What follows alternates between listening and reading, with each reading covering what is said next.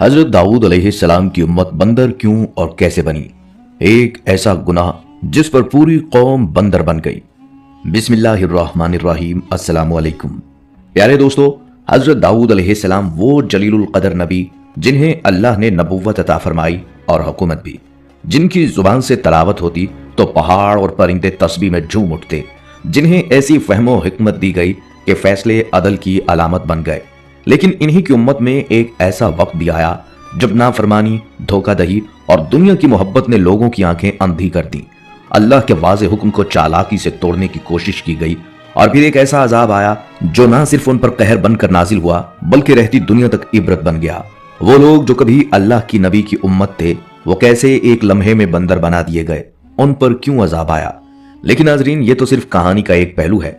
इस वीडियो में हम आपको दिखाएंगे कैसे हजरत दाऊद अलैहिस्सलाम ने जंगल में शेर पर सवारी की। वो हैरान कुन लम्हा जब 3 पत्थर हजरत दाऊद अलैहिस्सलाम से कलाम करते हैं और वो बाहया खातून जिन्हें अल्लाह ने जन्नत में हजरत दाऊद अलैहिस्सलाम की हमनशीनी की खुशखबरी दी। लेकिन क्यों? और फिर बंदर बनने वाली कौम का वो लर्ज़ाखेज अंजाम जो कुरान मजीद ने बयान किया। ये सब कुछ आप देखेंगे इस एक ही वीडियो में। ये वाकया सिर्फ माजी की नहीं, आज के इंसान के लिए कड़वा मगर सच्चा पैगाम है।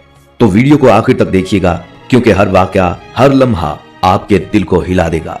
प्यारे दोस्तों, इंसान से बंदर बनने का ये वाकया मुकद्दस किताब कुरान मजीद की तफासीर में यूं बयान हुआ है कि हजरत दाऊद अलैहिस्सलाम के जमाने में बहरे कुल्ज़म के किनारे एक बस्ती आबाद थी जिसका नाम ईला था।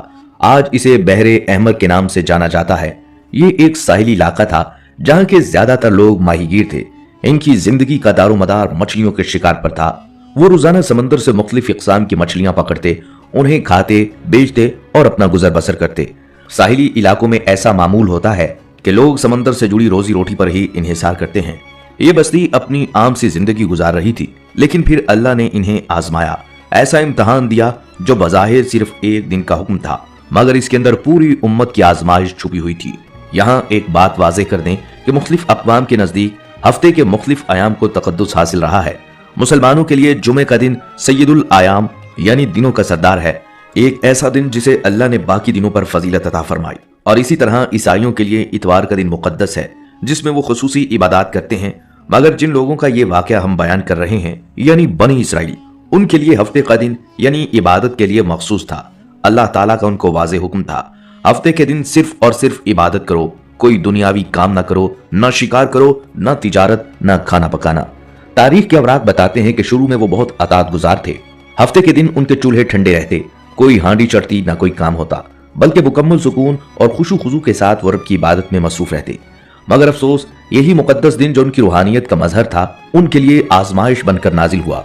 उनका सब्र आजमाया गया, उनकी नीयतों का इम्तहान लिया गया और वो दिन जो कभी इबादत की अलामत था, अब उनके लिए अजाब की अलामत बनता जा रहा था।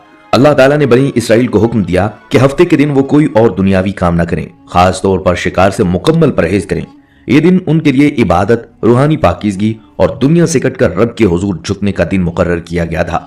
शुरू में उन्होंने इस हुक्म की बड़ी ताजीम और एहतराम के साथ पैरवी की।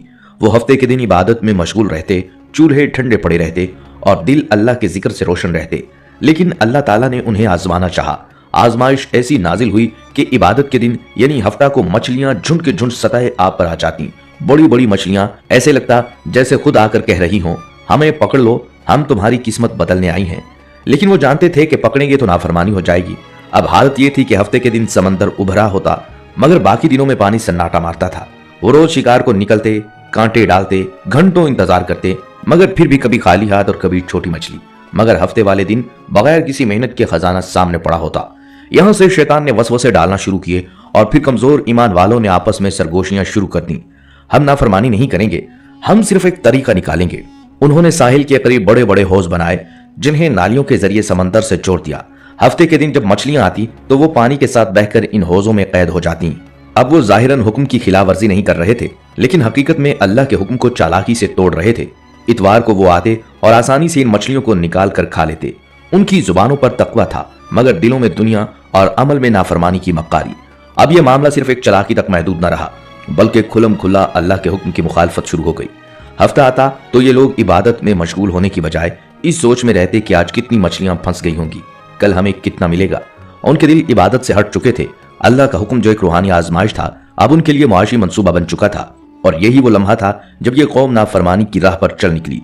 अल्लाह ताला को उनका हीला कतन पसंद ना आया, क्योंकि अल्लाह ताला उनकी इबादत में खुलूस, अतात और तकवा देखना चाहता था। लेकिन उन लोगों ने इबादत को छोड़कर एक बेबुनियाद चाल चली, और जब बंदा अतात की राह छोड़कर चालाकी इख्तियार करता है तो फिर कुदरत खामोश नहीं रहती। दोस्तों, लेकिन सब लोग एक जैसे न थे। इस बस्ती में ऐसे भी लोग मौजूद थे जिन्होंने अल्लाह के इस हुक्म की खुली नाफरमानी में कभी हिस्सा न लिया। वो इस हीलाबाजी को सरासर गलत समझते थे, मगर कमजोर होने की वजह से खामोश रहते। अलबत्ता जब कभी मौका मिलता तो अपने करीबी लोगों को दिल से समझाते रहते थे। फिर एक दूसरा गिरोह भी था जो खामोश नहीं रह सकता था। वो जुमा के दिन समंदर के किनारे जाते जहां ये लोग हौजें खोद रहे होते।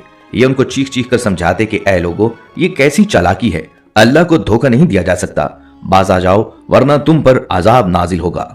मगर वो तीसरा गिरोह जिन्होंने दुनिया की राहत को दीन पर तरजीह दी, जो हफ्ते वाले दिन ही शिकार करते और अल्लाह के हुक्म को पसे पुश्त डाल चुके थे, अब वो खुलम खुला बागी और गुनहगार बन चुके थे।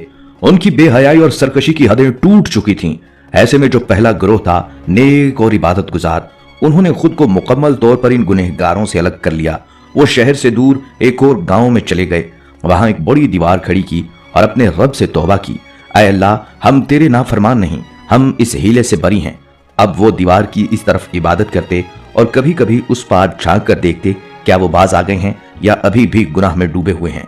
दूसरा गिरोह जो नसीहत करने वाले थे, वो भी अब अलग थलग रहते, लेकिन कभी कभार बस्ती आकर भी नसीहत करते रहते थे कि ऐ लोगो, इस शैतानी हीलेबाजी से बाज आ जाओ, वरना वो दिन दूर नहीं जब अल्लाह का अजाब तुम पर नाजिल होगा।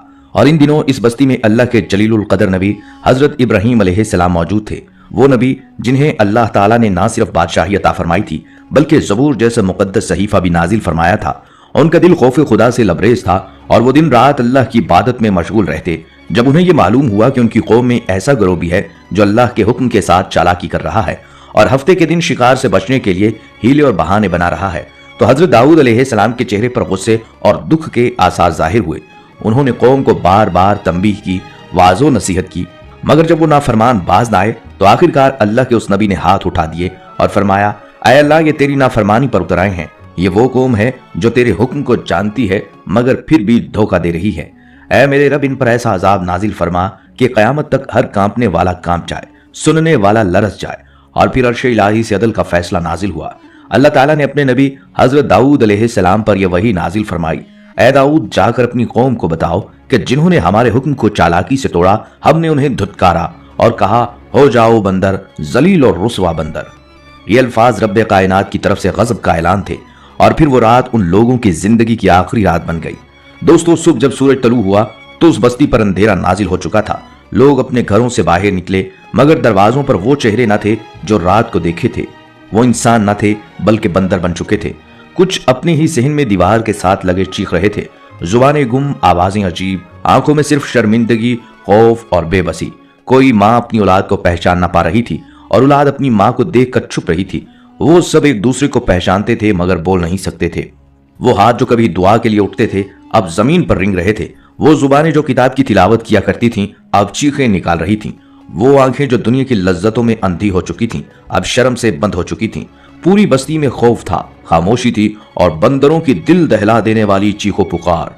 और उस पार जहां हजरत दाऊद अलैहिस्सलाम थे, उन्होंने जब यह मंजर देखा तो फौरन सजदे में चले गए और कहा, ऐ मेरे रब, तू बड़ा अजीम है, तेरी पकड़ बड़ी शदीद है।